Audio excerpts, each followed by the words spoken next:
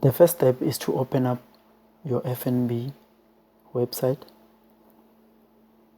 and then click on register.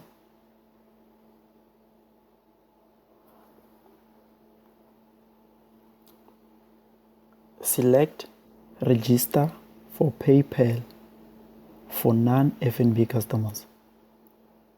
And then if you are registering for individual, click for me. Or if it's for business purpose, click for my business. For this tutorial, we'll be using option number 1. Register for PayPal services. Click the first option. I do not bank with FNB. And then there'll be another menu where you'll be filling in your personal details. This is your name, your initials, resident, resident,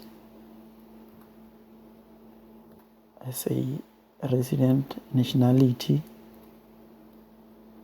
South African, and then here you enter your ID number,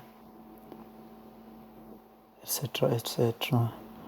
And then moving on, step number 2, you fill in your contact details, your country code, which is +27 for South Africa, your email address, and the preferred method of contact. Usually we use SMS, but you can use email if you want. Step number 3, your physical address. And then step number 4, this is where you declare whether you pay taxes only in South Africa or only in a foreign country, or both. And then if you do not have your tax details, you can select that you don't have any with you right now. Then you can leave your tax number empty. Sources of fund, just click whether you get your money from your salary, your investments, gifts, whatever, just select here. And then access details. This is the user ID that you will use to log into the website. Here they're saying it must contain 8 to 30 characters.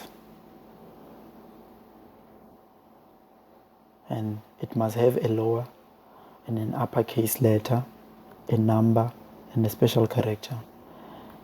And here you follow the same procedure, but make sure that your password doesn't have your username. Then step number 8, this is just for additional security. I believe you can skip this, and then you click on agree, and then you submit.